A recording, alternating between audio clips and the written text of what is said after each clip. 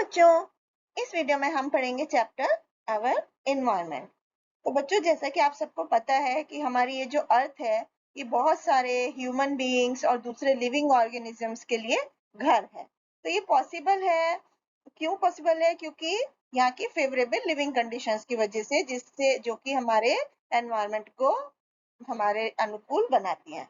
तो it has a rich environment which include the land on which we live, जिसपे कि हम रहते हैं, पानी जो कि हम पीते हैं, और वो जो हवा है जिसे हम सांस लेते हैं।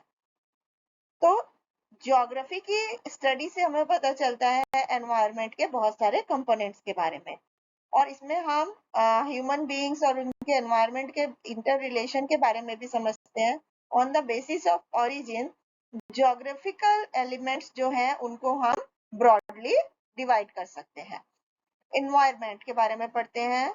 तो बच्चों, the sum total of our surrounding and their condition is known as our environment. तो environment का मतलब है जितनी सब एक्सटर्नल कंडीशन है जो एक ऑर्गेनिज्म को रहने के लिए चाहिए वो। तो environment जो वर्ड है वो फ्रेंच वर्ड एनवायरनर से उत्पन्न हुआ है, जिसका मतलब है सराउंड। ये दो हिस्सों में बढ़ता है, नेचुरल एलिमेंट और मैन मेड एलिमेंट्स। तो सबसे पहले नेचुरल एलिमेंट्स के बारे में पढ़ते हैं। नेचुरल एनवायरनमेंट में दो चीजें इंक्लूड होती हैं, बायोटिक और एबायोटिक कंपोनेंट्स। तो बायोटिक कंपोनेंट्स जो है वो प्लांट और एनिमल्स के बनाने से मिलते हैं, मिलाने से बनते हैं, जबकि एबायोटिक कंपोनेंट्स जो है वो एयर, वाटर एंड सॉइल के मिलाने से बनते हैं, जैसे कि माउंटेन है, रिवर्स है, वेजिटेशन है, एनिमल्स है। ये नेचुरल एनवायरनमेंट है। नेचुरल एनवायरनमेंट में बायोटिक और एबायोटिक दोनों कंडीशंस होती हैं जो कि अर्थ पे होती हैं।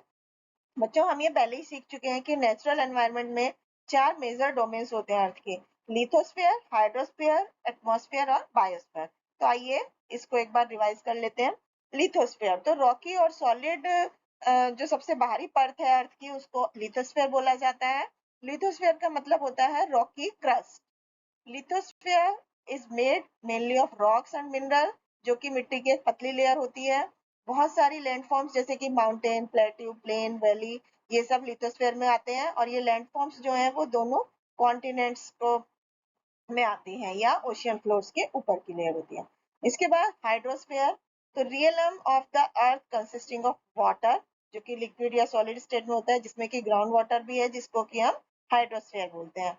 तो sources of water on earth, जिसमें कि ocean, seas, river, stream, lake, ground water, water vapour है एटमॉस्फेयर में, या आइस कैप और ग्लेशियर्स है। इसके बाद एटमॉस्फेयर, मिक्सचर ऑफ गैसेस, जो कि अर्थ की चारों तरफ एक एनवेलप के जैसा बनाती हैं, उसको एटमॉस्फेयर बोलते हैं। और ये एयर की एक पतली लेयर होती है अर्थ के चारों तरफ, और इसमें बहुत सारी गैसेस, डस्ट, वाटर वेपर होती है। वेदर एंड क्लाइमेटिक चेंजेस जो है वो एटमॉस्फेयर में होते रहते हैं। पृथ्वी का जो ग्रेविटेशनल फोर्स है वो prevents the air from escaping. Atmosphere जो है सब लिविंग थिंग्स के लिए बहुत इंपॉर्टेंट होता है, बहुत यूजफुल होता है। Besides providing oxygen essential for surviving, ये हमारी पृथ्वी को हार्मफुल अल्ट्रावायलेट रेज से भी बचाता है और सन की हीट से भी। उसके बाद बायोस्फीयर, तीनों स्फीयर्स जितने भी हैं, जो कि लिथोस्फीयर, हाइड्रोस्फीयर और एटमॉस्फेयर, वो सब एक पतले से जोन में इंटरेक्ट करते हैं हमारी लाइफ को सपोर्ट करने के लिए, जिसको कि बायोस्फीयर बोलते हैं। प्लांट और एनिमल किंगडम एक साथ मिल करके बायोस्फीयर बनाते हैं, और ये बायोस्फीयर में लिथोस्फीयर, हाइड्रोस्फीयर और एटमॉस्फेयर आपस में एक दूसरे से इंटरेक्ट करते हैं, और इसमें बहुत सारी लाइफ एक्टिविटीज होती हैं।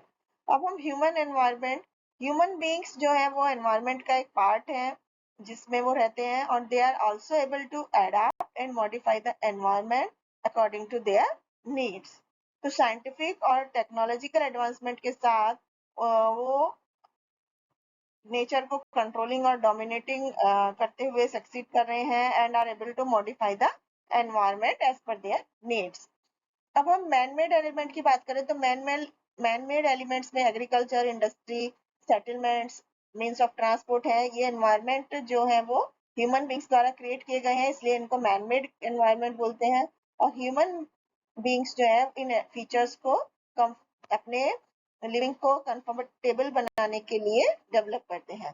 तो दो टाइप के एनवायरनमेंट एक दूसरे के साथ इंटरेक्ट करते हैं, तो they keep on changing from time to time, and place to place.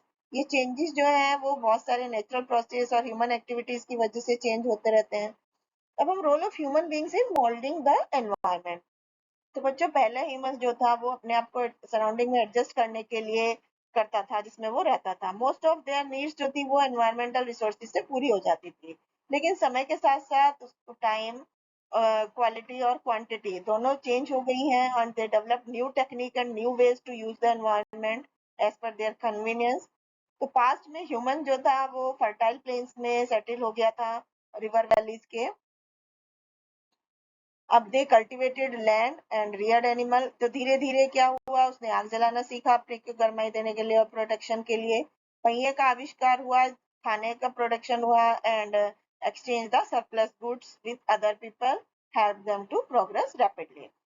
इसके बाद ह्यूमन एनवायरमेंटल इंटरेक्शन। तो इन सब डेवलपमेंट के अलावा environment is still the major source for fulfilling the material need of human being. तो प्राइमरी एक्टिविटीज जो थी जैसे कि फार्मिंग, फिशिंग, फॉरेस्ट्री, माइनिंग, ये मेजर सोर्सेज थे खाने के एंड रॉ मटेरियल। बिना हमारी सोसाइटी में उसके बिना कोई भी सर्वाइव या प्रोग्रेस नहीं कर सकता।